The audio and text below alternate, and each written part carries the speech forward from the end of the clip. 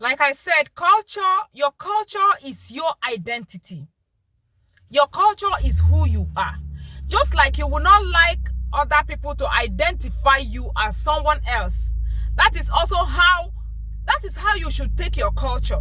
But it's a pity that so many people have left their own identity, their cultural identity, and they now belong to another culture. And they now embrace other people's identity. Hey guys, welcome back to my channel. It's good to see you again. Thank you for stopping by. I so appreciate. I just hope you learn one thing from what I want to say today.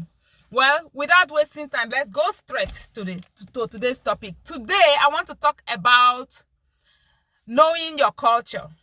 So many people know their culture, but it will surprise you to know that so many don't know half of their culture. They just know a little, few.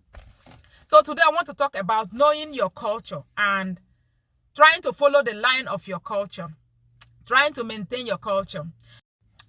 Culture is actually under the umbrella of heritage. So what is culture? Simply put it, that we know the definition of culture anyway. Culture is a people's way of life. Yes, it's a people's way of life. You talk about people's tradition, you talk about entertainment, music, arts, you talk about language, you talk about dressing, the way people have their code of dressing, like a cultural dressing. You talk about beliefs and so many things. That is culture. Put it this way, culture is the manifestation of the past in the present. Yeah. So, and we have to keep it alive. Put it like this, culture somehow is your identity. I'm saying that culture is your identity. Take for instance, this my passport now. For employment or for travel or for anything, your identity, your ID card, your identity. If you get employed into any organization, this is who they know you as. First of all, your photo is who they know you. And okay, so you as an individual, you will not want them to identify you as someone else. Naturally, that you will not want to be identified like me. Although people copy people, but like your true identity, like me now, I wouldn't want somebody to see me and say, oh, this is someone else. Or somebody to see me and then to talk about another person's character, that is who I am. Nobody wants that. Okay, that's by the way. Let's talk about our traditions. So many of us are... Okay, let me ask you this question. How many lines of your ancestor can you, if they ask you now, can you count up to 12? Like, if you want to talk about your ancestors, people see ancestors, some people see ancestors as something bad. No, it's not something bad. They are your good people. Your your dad. Okay, your dad is still alive or not alive, but that should be your immediate person. Your grandfather, some people are lucky to see or meet their grandfathers. Some people are not.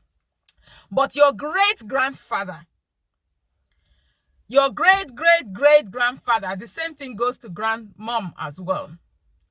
Up to 8 generations. Let me just bring it back to 8. But you're supposed to know at least up to 12 generations. How many of them you know? You don't know. Do you know the history of your place? You don't know. You might know according to what some people will write for you. But have you sat down to ask questions? Do you know your traditions? Do you know what, or do you still, okay, if you know them, do you still keep them? You as an adult, if you also know them, do you want to keep it alive by like continuing teaching your children your tradition? Everybody has his or her country's passport, and that is what you are identified as. Everything you do is recorded through your passport. They know your character. They know everything about you through your passport. Although most African countries don't understand, they don't do this. They just do passport.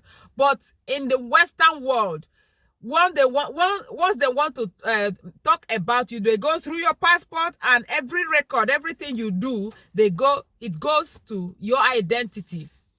They record your identity. So your identity, your culture is your identity. Now, nobody wants to be identified as another person. It's true.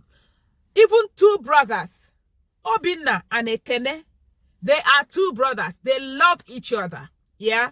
But Ekene will not want people to identify him as Obinna. Not because maybe Obinna is bad or what, but you want to be you. You like to be proud of who you are. Like myself, I am proud of who I am. I used to have this identity mixture when I was growing up with my sibling, my younger sister. They see, because we look alike. When they see me, they call me the name of my sister. Or when they see her, she always says, somebody have been calling me your name. And we correct them. They say, when they call you, and then you correct them, you say, no, this is not, it's her sister. It's not that it is bad or what. It's just because you want to be you. You are proud of who you are. And so it should be when it comes to culture. Your culture is your identity. You don't want to be identified as someone else. But it's a pity today that especially Africans, they have lost it when it comes to identifying with their culture. It's a pity. Let the truth be told. Most Africans are now in between. Most of our cultural practices, we no longer know them. Most of the sacred things that we do in Africa, we no longer know them. That's because Christianity played a huge role when it comes to maintaining African culture. It is also because of misunderstanding of worshiping God. Yes, our people misunderstood worshiping God. Maybe because of what I was not there from beginning.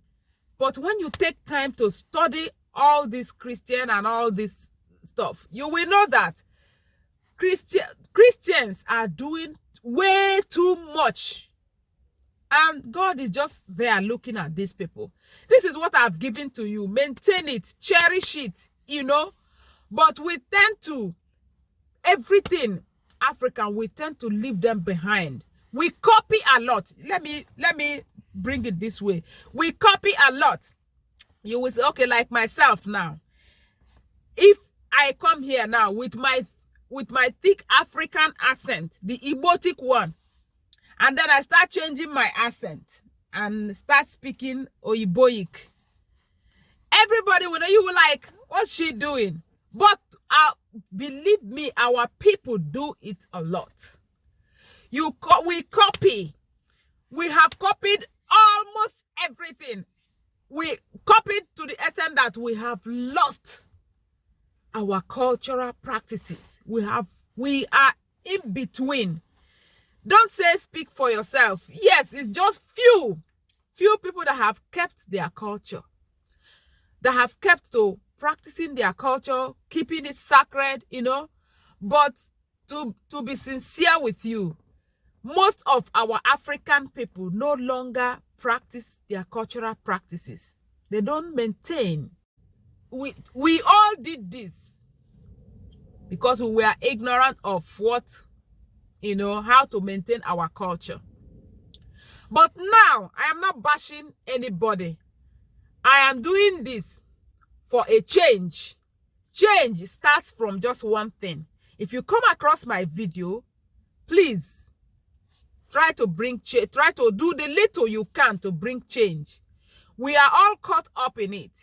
I was caught up in my hair being like that of Western world hair. I used to perm my hair, and you look at me, you know. So at a point, I got to know that no, I can't continue. I have to be me. And you know what? I like it. I love it so much. I love my hair so much. I love my Africanness. We have all made a mistake because of the people who came to colonize us. They did a lot to change us. First of all, they made us to take our belief from what we used to believe, and then we come out. I'm going to talk about that. Let me not go too much. I will talk about that later on. So, but I am pleading with each and every one of us, the little you can to bring back who we used to be. Please do it. Go and research about your culture. If you have the ability to revive your culture, please do it. If you don't have, you see someone who is doing it, support. We have to make a change. We have rich culture. And if we do this and put together, we are going higher.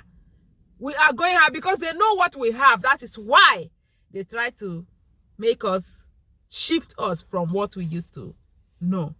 Anyway, I'm going to stop here. Thanks for stopping by. I will see you again. Cheers.